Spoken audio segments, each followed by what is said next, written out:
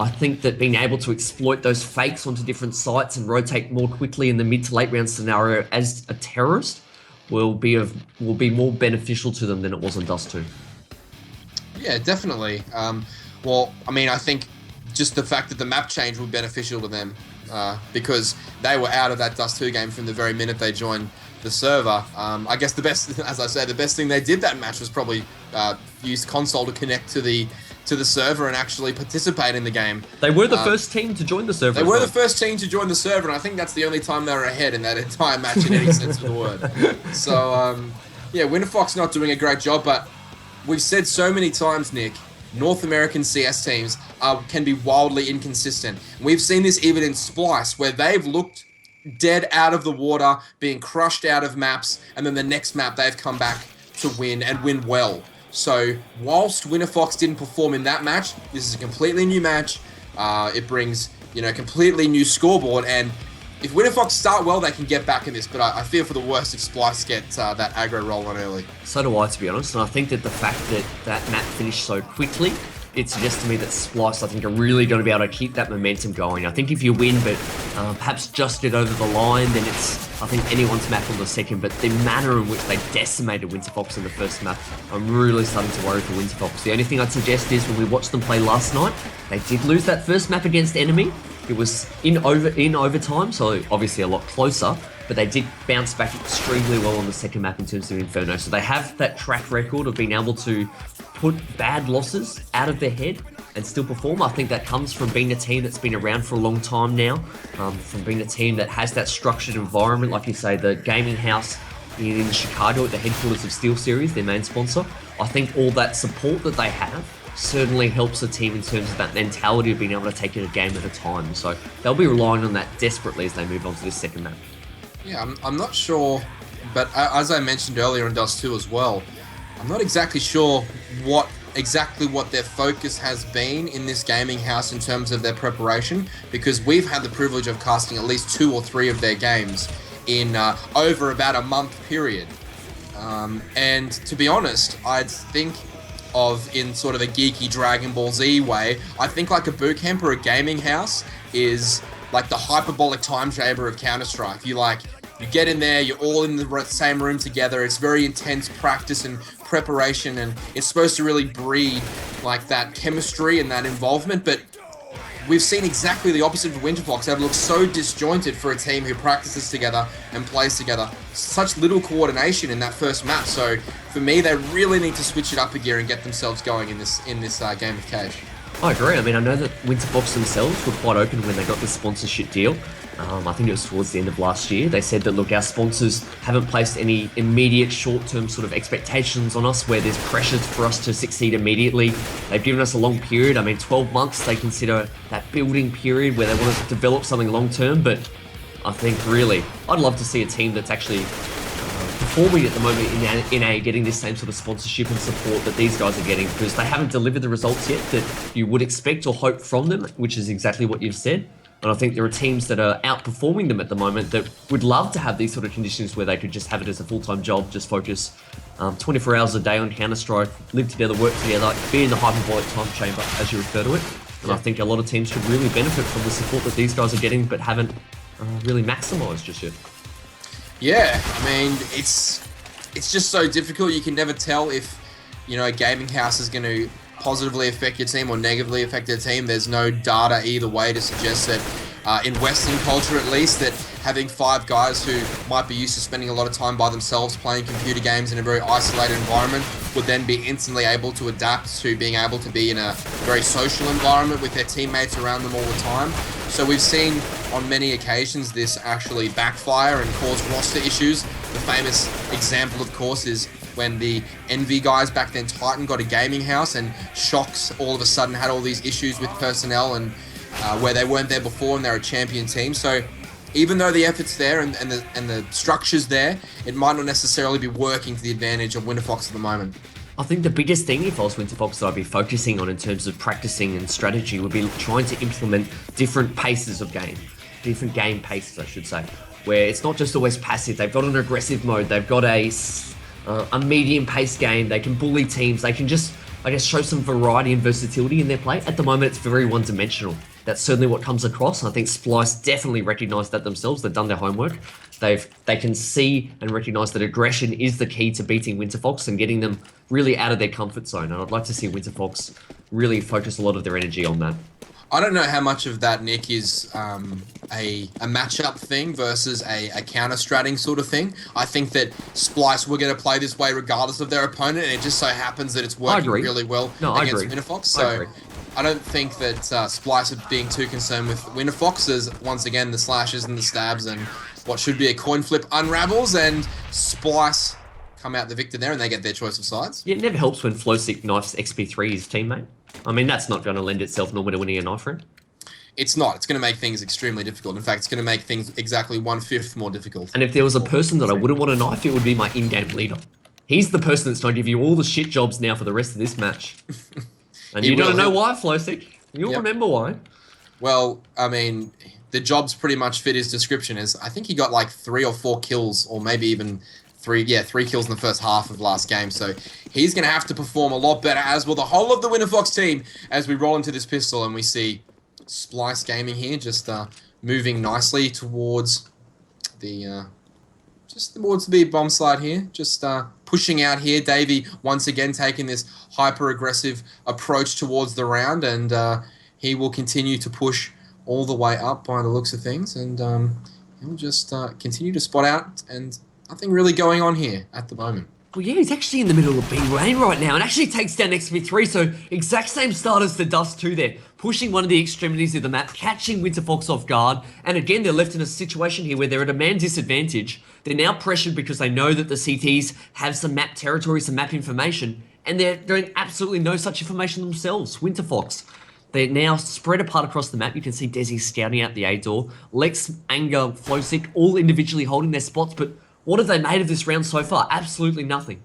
Yeah, and crucially, Davey, they're getting that pick, as he did so often on Dust 2, and this is danger signs already for Winterfox here, as Aria is able to pick up Anger, and as I said yesterday, anger management taking place there for Aria, as he'll pick up another one, and he's really come to play tonight for his team, Splyce. Aria doing some fantastic work, hopefully putting to bed those rumours that he's just sort of more of an in-game leader than an aimer. Tonight, certainly, he's been the best of both worlds for his team. Now, Desi will be in a 4 versus 1. I mean, the term unwinnable is thrown around a lot these days, but certainly this round should fit into the category of unwinnable with 15 seconds to go and a 4 versus 1 with no bomb. Fair assessment of the situation for good old Desi. You can see, though, he does make a go for it. I was just going to say, he's not resigned to his fate. He actually tries to run at mid and gets annihilated. So, yeah, unwinnable is probably a fair assessment there. But Winterfox, again, the same, I guess, horrors of Dust 2 have carried over here onto Cache, where they're getting picked apart. That slow gameplay isn't working against Splyce's aggression. Really, some of those kills were just too easy for Splyce, just tapping away, clicking on the heads, and Winterfox here, opting to eco with just a few pistols. A flash in the hands of Flowsick, though.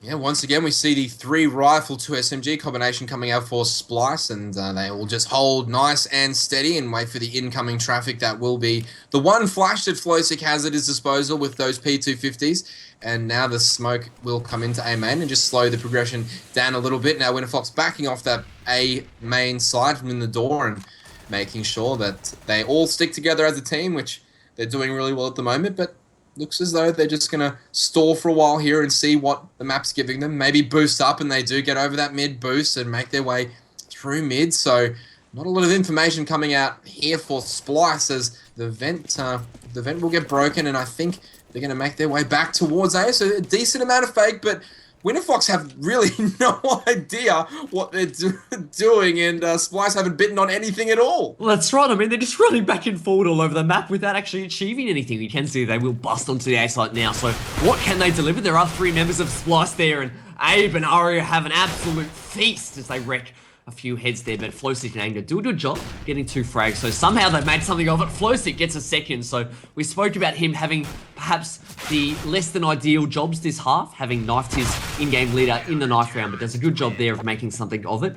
But in the end, Splyce do a good job of stopping that plant actually going down, so a bit disappointing there for Winterfox that they couldn't actually get that bomb plant, but they'll be happy with the 3 frags. Yeah, just a really bizarre round there. They had a flash Winterfox had a flash there the whole time and just ended up going back and forward, not grouping up and just trying to get into the bomb site, with at least any sort of cohesion. They did in the end all go in together, but it was never going to be enough at that point to win the round. But we see them ecoing once again, just those pistols in hand, no armor to speak of, but once again, Flowstick with that flash in the smoke. Yeah, really interesting setup to see Splyce persisting with this 3A setup. On every anti-eco, they're opting to leave mid open and really just fortify the sites. And I mean, it's working wonders for them because Winterfox themselves haven't actually gone mid. They've actually been perhaps tentative or scared of the fact that that long range might be too much for them to overcome. But the 3A 2B setup, at least on those rounds, really doing well for them. Aria might actually opt to buy an AWP here, or are they going to continue with these SMGs? We've got Professor Chaos sticking with his SMG there, so interesting decision. I thought we might have seen a AWP buy from Aria and then dropping the M4 onto his counterpart there, but as it stands, we've got the first gun round coming out here and all the smokes and the flashes necessary for Winterfox to do something, and this is sort of what we were alluding to before. I mean, if you're going to play that slow defensive style, we want to be able to see that when the rounds are getting late on, 30 seconds to go, you can produce something worthwhile if you're not going to take any sort of map control for at least the first 20 seconds here as Desi gets ready to throw that Molotov into the vent and make sure there's no one lurking around there. And as it stands, he will throw that and it'll just slow down all players. I don't think there's even been a bullet fired this round, so very, very slow and methodical for both teams. But you can see Davey there pushing up, getting aggressive. He's Professor Chaos there as well. So right up close there in B. It's only a matter of time. He'll hear Lex jump out of the vent and make his way to the back of the box. And now it'll be Winterfox coming to the B bomb site. Flowstick gets a good entry onto Professor Chaos, and it'll be the B bomb site for the T's. And that's better from Winterfox. That looked really coordinated and like a good bomb site hit. That's right. For the first time really tonight, we've actually seen them have an opportunity to execute onto the sites in the manner in which they'd liked. Obviously on Dust 2, we see David get a nice kill there, but he will need to save that gun. On Dust 2, they were getting picked apart before they had the opportunity to execute onto sites, where in this case, Splyce held back very, very passively. It meant that Winterfox, after they could wait out those first 30 seconds, the danger period for them so far tonight, they were then able to move towards that B side. And I love the use of the Molotov there by Desi to flush out anyone in vents. You can see Flowstick waiting in B main to catch anyone who bolted out of the vents as a result of it. But really, when they had their choice of style and could just take their time, you can see how well they can execute onto the sites. The difficulty, Pete, and the key thing for them this match will be, can they survive the first 30 seconds of each round without taking any casualties? If so, then they'll be better positioned to win this match. Yeah, and I like this straight away from Aria, getting that AWP in his hands, and he's going to make this one work for him this round because he likes that aggressive war pick, and he was so good on Dust 2 of getting those entry kills, and Professor Chaos will slow them down, but it'll be full B-rush here from Winterfox, so a complete change-up of style and pace. I like this one here as they make their way in, and it's going to be left up to David to try and spam his way through the smoke, but not before Abe and Davey himself can pick one up, so it's a 3 versus 3 as Anger gets taken down there through the smoke, and now it's going to be a 3 versus 2. They're going to make their way into the bomb site. Splyce with it all to do now. Beautiful frag there by Lex, keeping out the push there from Davey, and now Aria does get spotted, and he will go down. Desi taking down Jason R. So nice change of pace there by Winterfox. Yeah, great work there. A nice crossfire at the end. We saw in that 2-on-2 situation, both Lex and his teammate had each other covered, so they were able to pick apart both of the oncoming CTs with what was relative ease in the end. And Winterfox, they will force Splyce's hand here. Splyce forced to eco to try and build up that economy. You can see in particular, I think Aria and Professor Chaos, who had been purchasing those sniper rifles, are really strapped for cash at the moment. And important for Winterfox, we have seen a few American teams in recent nights so far struggle to keep these anti-ecos quite clean. I'll be hoping for Winterfox's sake that they can do just that, because really they need to keep a lot of pressure here on Splyce's economy to keep those sniper rifles out of their hands. Of course, this is what's more commonly known as a B rush. I think I called that last A rush a B rush the entire time. You did. So, well, I mean, look, A, B, B, A, it's a bomb site. It's got a letter next to it. They're all very closely related things.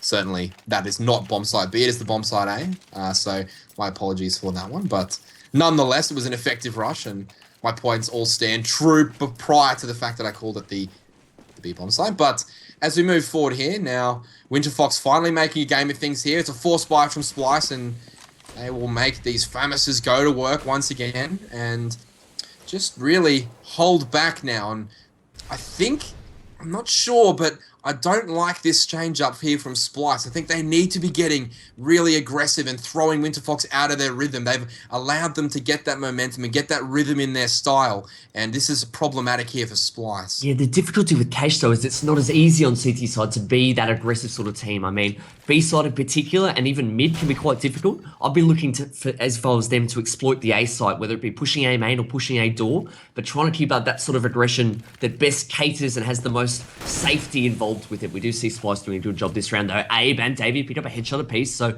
Winterfox, things still falling apart, even if Splyce aren't going too aggressive. You can see they're making their way up towards mid at the moment. It was just Desi. He does regroup at Sandbags there with XP3, and Lex left to his own devices at the moment in A-Main, but Professor Chaos, he can see the shadows and grabs one. Unlucky not to at the second there. XP3 survives with 7 points of health. Not for much longer, as Abe does a good job of really transferring his spray there towards the bottom of mid and taking him down and leaving a lot to do on Lex's shoulders.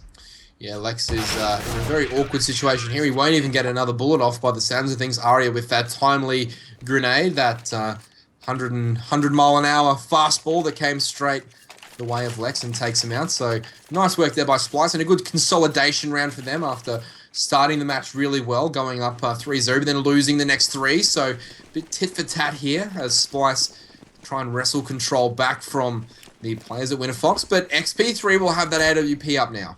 And I think that this will enable them to be a bit more aggressive late on in the round. But as it stands, Dave will get taken down and Flosic gets a double. Could it be a triple here for the aimer? But it won't be. Lex will trade on to Jason R. And for me, this is much more structured Winterfox. The push came in from Davey, and the push came in from Aria, and the push came in from the Splyce guys, and Winterfox were ready for that one. That's right. That's the keyword. They were ready for it. But why weren't they ready on Dust 2? I mean, they were getting the same sort of information from Splyce as they are in this instance. But great work there by Flowstick. Those 2 kills before he went down, they were crucial. We spoke about on Cache on CT side. It can be hard to be aggressive. I would have preferred to see them push A instead of B, to be honest, because it is a little bit easier.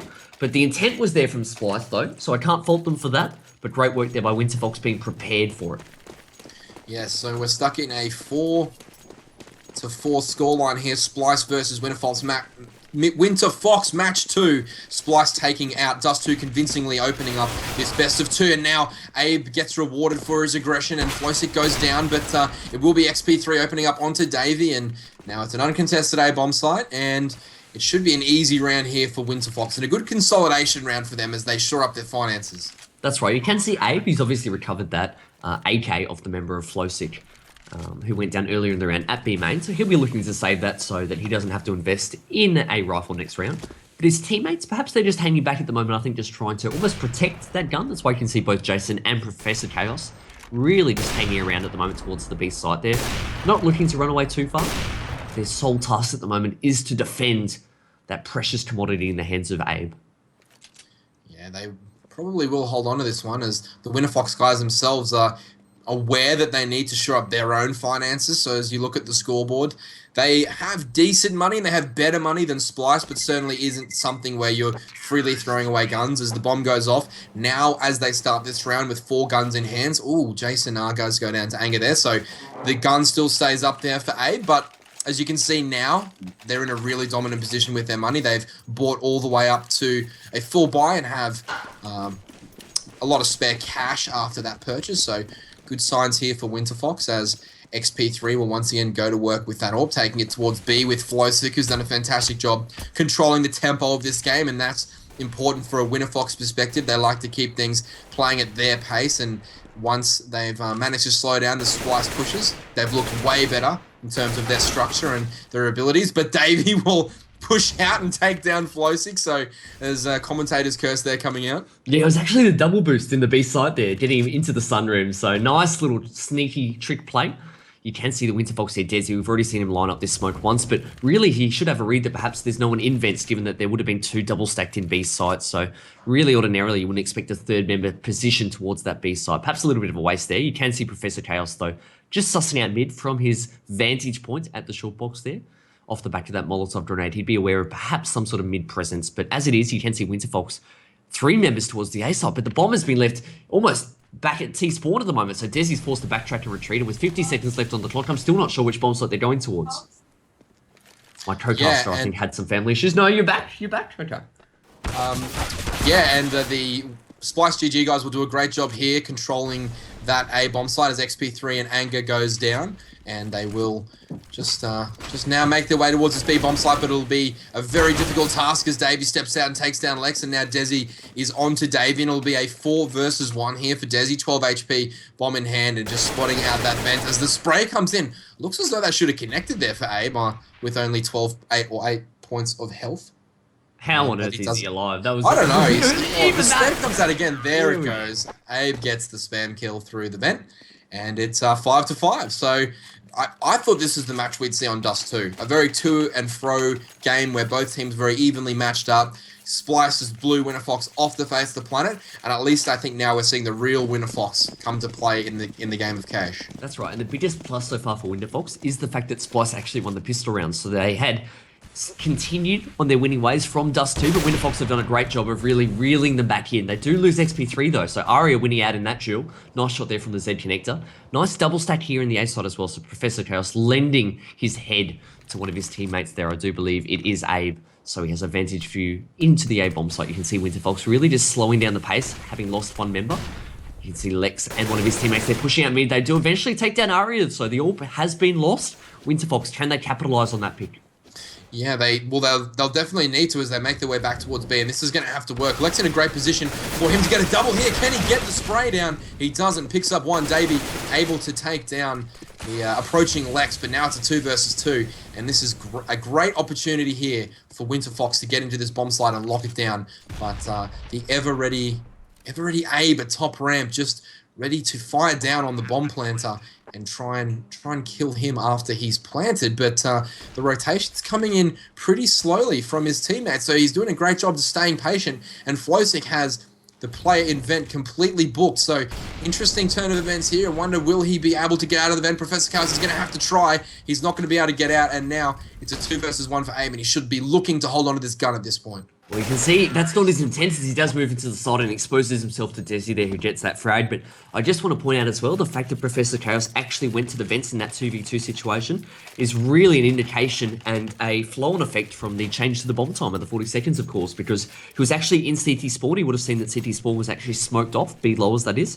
And with the extra 5 seconds, which players are now afforded, he had the time to slowly make his way towards the vents. I like the play, but Flowsick was aware of the threat and good post-plant positioning.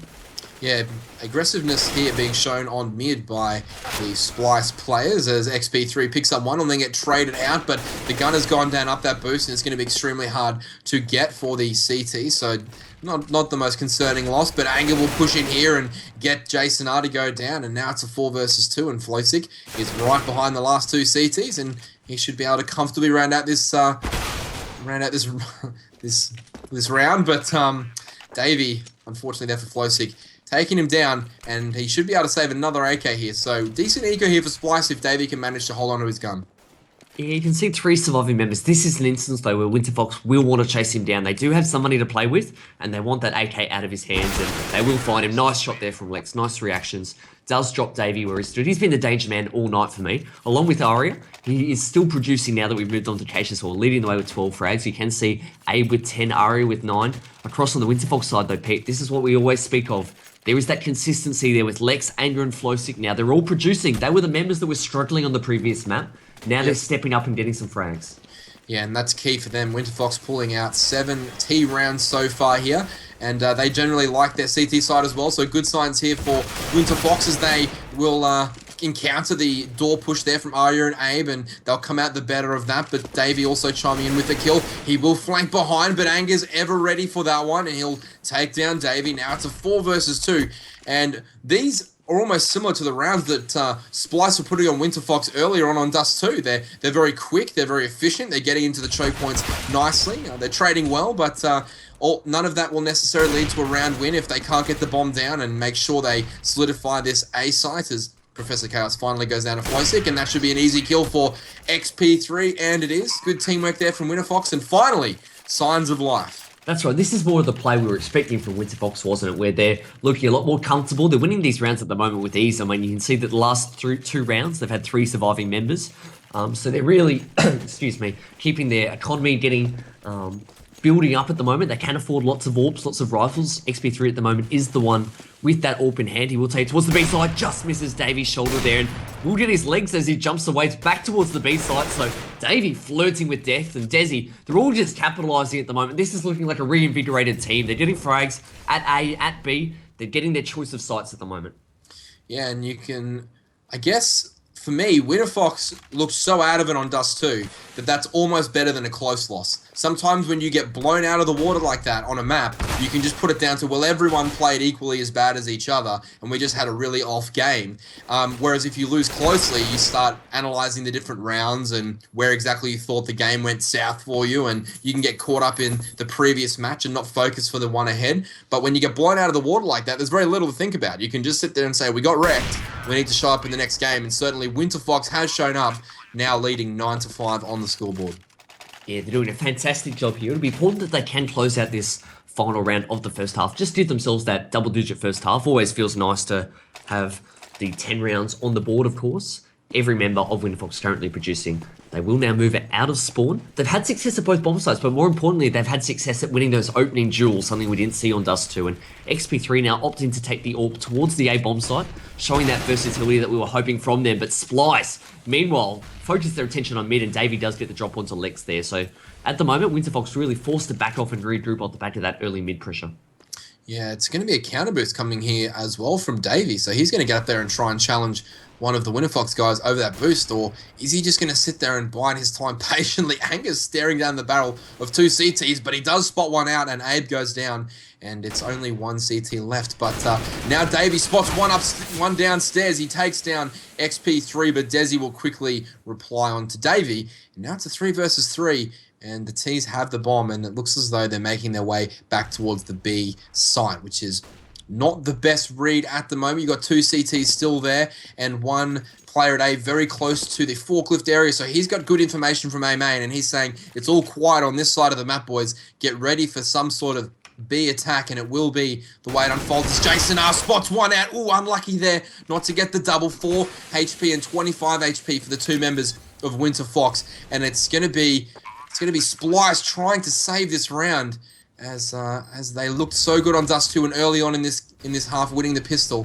And now Winterfox's opportunity to win this 2v2 will be there for them to end the half 10-5. But Aria making his way back in, the in-game leader, once again proving to be an astute fragger in this particular matchup. And now Professor Chaos will get the flank on Flowsick and should get the defuse, and that'll end up the half 9-6. Yeah, almost an exact replica of a previous round in which there was a 2-on-2, and we saw one CT coming from B main, or one CT coming from vent, sorry, and one CT coming from B lowers. So great teamwork there. They were able to execute. I think the fact that Winterfox were low on health certainly contributed to that cause. But 9-6, Winterfox definitely come away from that first half the victors. I love the way they were more prepared at the start of rounds. They were certainly switched onto the fact that Splyce would like to be very aggressive, and perhaps that inclination from Splyce to push. They shut down those early attacks, and then they executed really onto the side of their choice, because they had that flexibility of being able to throw those smokes and flashes that they'd wanted and that they'd practiced specifically for.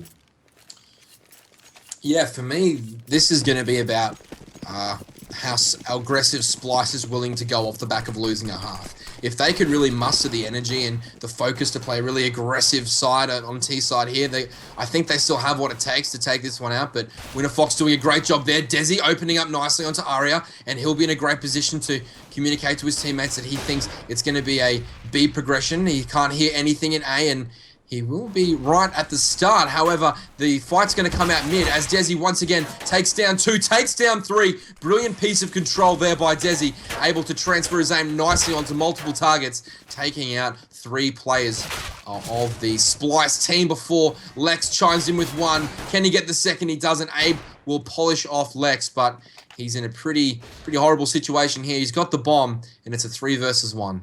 He will jump up into the vents. He knows that Desi was there previously, but Anger really covering off those angles well as he does spot the feet of Abe as he tries to walk through and call the bluff there as he went towards Desi's last known position. In the end, Winterfox, they continued their winning ways. They do win the pistol. This is looking very, very good for them. I like the point that you made just previously, though, about will Splyce keep up the aggression. It's one thing to be aggressive when you win a half 12-3 or 13-2 and to keep that going. It's another thing to be aggressive when you're losing 6-9 at the end of the first half. But can they recognise that that's what won them all those rounds on Dust 2 is the other question. This is really interesting. I mean, Winterfox have also adopted the 3 rifle 2 SMG approach, which is somewhat really quite strange as the T's are going to push onto this A bomb site. Anger and Lex will combine 1 and 2, taking down A1 and Professor Chaos, and now the fight will just continue in A as the pistols feebly try and get into the bomb site. They'll do no such thing. Clean round there for Winterfox. But for me, I've always been more accustomed to seeing more SMGs being applied than just 2.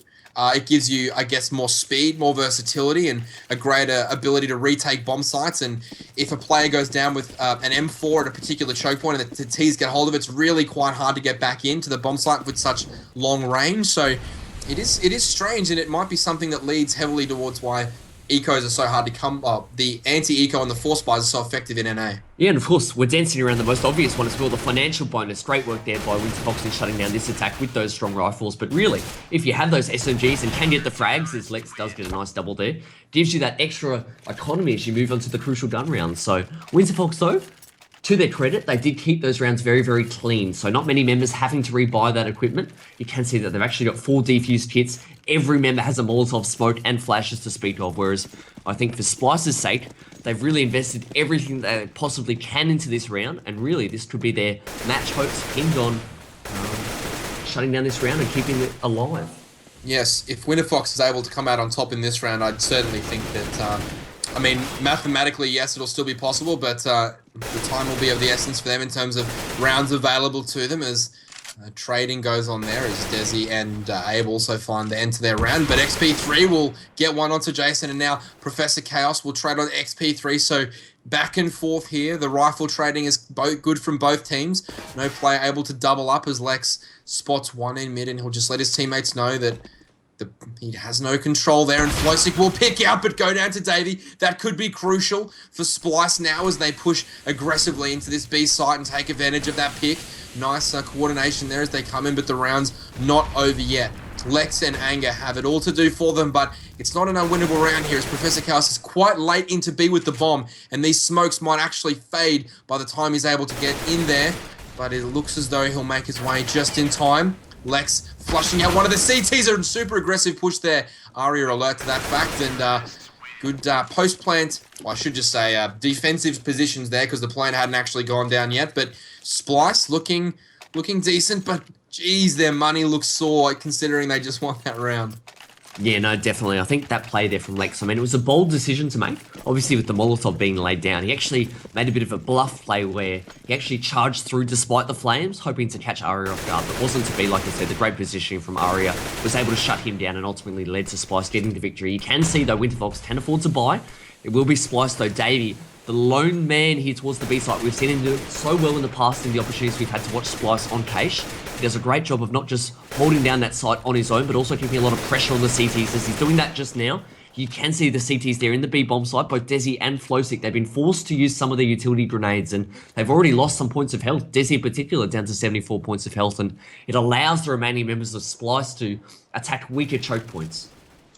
Yeah, but Splyce aren't really interested in attacking any choke points at the moment, apart from just flashing out the door and getting tagged. So Abe down to very low points of health, and you can see on the minimap just how static the T's are. No real pushing coming in. They're in defensive positions, but they're just waiting for something to open up here for them. As Professor Chaos does get one, but he's traded well by Anger, and he will get the spray down through the wall. The previously leg-shotted Abe goes down through the wall to Anger, and that's just a brilliant piece of CS intuition there, listening to the spray coming in and his ability to use his sound and his experience there to figure out where the player was going to be through the wall and spray him down. So that could be a turning point in this round. And if Splyce don't manage to make this work for them, they're even in a worse position than they were last round. But as it stands, a decent defensive Molotov coming in there for Winterfox, and it will be a B hit coming in here for Splyce. All 3 members making their way in now. The Winterfox players will be alert to this fact, and it should be a first kill here for Desi. He does get one. He will get the second, and it looks like Anger will tank out the third with pretty easy fashion. And he, in fact, does. It'll be an easy shutout there for Winterfox, and now Splyce is in a really bad situation with their money trying to close out this game. Yeah, this is tough. I think some teams would opt to eco in this sort of situation. I agree with what Splyce have done here. I think you have to force the issue. You can't afford to let Winterfox get 14 rounds. They've already got a huge buffer zone. They've already got a lot of money up their bank. It's a great decision here. You have to roll the dice and buy if you're Splyce. They will have 2 AKs, 3 Tech 9s and armor. Lots of utility grenades as well, though. I like the fact that they are moving more cohesively as a team towards one side. They had been a little bit slow and seemingly without structure in previous rounds, not making much of it until very, very late in the round. And I think when you're on these quasi-buy situations, you really need to move with a lot of purpose, which is what they're doing at the moment. But it's one thing to get there. Can they now execute onto the A side? Unfortunately, I think they've given a little bit too much away here, and they will get the information that they need. That the T's are coming into the A bomb site, and Lex opens up nicely there. He picks up a second on Davey as well. So the defense here working quite well for Winterfox at the moment, but not before Professor Chaos makes it work for him just for a little bit. He's in it 3 versus 1, and he should get closed off here. He does. Desi sprays him down through the smoke, and that was a really tough ask there for Splyce to make that work. Yeah, great job there. 14-7. I mean, Winterfox, they're only 2 rounds away now at the moment, so they're in the driver's seat. This would be a great recovery. Let's not forget, they got absolutely blown out of the water. They didn't show up on the previous map, so the fact that they're now within reach of securing a draw tonight, I mean, we place a premium in CounterPit here on winning series, but even getting a draw, securing themselves some points, keeping their chances alive of going to those finals in Croatia next year. Yeah, and Splyce will make their way pretty aggressively into B and wrap around onto Flowsix. So he's caught out of position, but Desi's in a great one here to make plays. He'll get 1. He should get 2 here. He does. Can he get the 3rd? Desi doing great work in the back of the side. He can't manage a 3rd, though. Professor Chaos getting a double kill, and now Jason getting 1 as well. So Anger's left in a 3 versus 1, but he does have a lot of time, and he's got a great position here to come from. He's just got to be patient and try and find just 1 kill, but that grenade will give away his position and blow a gun towards him that skates along the ground like an ice hockey rink. So the CSGO physics coming to the forefront there as that AK just scoots along hard concrete surface. An AK on wheels, Pete. An AK on wheels, but Aria should spot Anger out here nicely, and Anger, at this point, I don't even think he should go for this. He's completely out of position as Professor Chaos sprays that delightful blue gem AK. It's just looking fantastic there. Bit of a skin connoisseur myself. Anger will pick up 2, but it'll be completely irrelevant, and he'll go down. I like the decision, though, to be honest. I mean, I must admit, whilst he didn't have much chance of winning that round, he would have recognised that there was a more important objective at hand, and that was to actually get those guns out of Splyce, make them repurchase. I mean, you can see them struggling at the moment to put together a good buy. Aria, off the back of dying, has to buy Galil. Professor Chaos is still rocking a Tech 9, so I think that was more so a matter of trying to do as much damage to the economy of Splyce as he possibly could, and he certainly did that with 2 nice frags. Yeah, good work there from the Winterfox player at the back end of that round, and now Splyce have finally decided that they're comfortable with being aggressive in this game of Cache, and they've filtered out all the way through mid, and they'll make their way into the A-bomb site now with Anger just getting that spot on to Davey. Can he get the kill? It looks as though Davey's overcommitted though here, and the grenade will find him nicely after some damage from Anger. Davey getting a little bit too aggressive without knowing what was behind the wall then, and he's actually given an AK to XP3, and this could be danger signs here for Splyce, but luckily A1 able to find a double. Professor Chaos will find 1, and hopefully now Splyce able to close out this round. Yeah, that was more of the randomness is probably the word I'm going to use in this instance that we've come to expect from Splyce. We actually saw Davey. I mean, you can fault him for the fact that he pushed so heavily into the A-bomb, so I actually lost that gun. Nice shot there. Lost that gun at Truck and gifted an AK to XP3, but that makes it a lot harder when those sorts of plays are happening for a team like Winterfox, a very structured team, a very slow-paced team, to make the right reads. You always have to be on your guard. You're not knowing what the terrorists are up to, and whilst the fact that he was off on his own and died, it really just plays mind games with Winterfox now as they really start to get a little bit more scared, a little bit more tentative. All the players perhaps waste a few utility grenades earlier in the following rounds than perhaps they ought otherwise do. I think that's the sort of randomness that Splyce needs to show if they don't have a chance of mounting a comeback. I agree on the randomness, but I also think that if that AK had have... that round could have gone a lot differently if that AK had fallen into the hands of someone who just sat at Truck and then picked them off as they ran the length of the map. So not the aggression that's coming into question, the aggression with the combination of the scoreline and also the gun itself. Yeah, not saying that the outcome in that situation was good for Davey, more so the mentality side of things. Yeah, I completely agree there. They need to get aggressive and they need to get on their game right now as they're looking down the barrel of a 14-9 scoreline. But luckily for them, they've picked it up in the last few rounds as Winterfox just struggle a little bit here to close this one out. They've certainly been more impressive on this map than the previous, which isn't a very bold statement. I don't think it's not very hard to tell that Winterfox have played more towards what they expect to normally, the level they normally would be at for them. So nice comeback here by Winterfox, but at the moment, Splyce still with the foot in the door, 14-9, as the round sort of just slowly develops out. Yeah, they're slowly making their way towards mid and B, it looks like. You can see a couple of members boosted up. Hilarious team flash there in the A site, though. It looked as though XPT was trying to throw a flash into the door, actually threw it into the face. I do believe it was Anger. Or, yes, Anger it was, so... Great work, great piece of teamwork there. As it is, Splyce, they will execute out onto mid, and they have the vents in mind as they funnel through, so they're splitting onto the B side, and Flowsick, somehow caught in no man's land, does a good job though, getting one frag, should somehow die here, but he's staying alive, just like the BGs, and Desi comes to his rescue with 2 quick frags there, and all of a sudden Winterfox find themselves in a strong position here, and do close out that round, but by all accounts, Flowsick should have been a man walking dead. Yeah, definitely should have gone a lot quicker there for Splyce as they were unable to make those entry kills, and something we saw them do so well on Dust 2 was just pick apart the Winterfox players with individual aim. Even though the strategy was working, the aim was also going really well for them, and now just unable to capitalize on that mistake. And Flowsick did get one, but Desi was right next to him, and he made a couple of enemies pay as well. So nice defense there by Winterfox, and they go on to match point here, 15-9, and with such a depleted buy and it's not a whole bunch of resources. I mean, it's not the worst buy I've ever seen, but certainly it's certainly not in the class of Winterfox's apparel.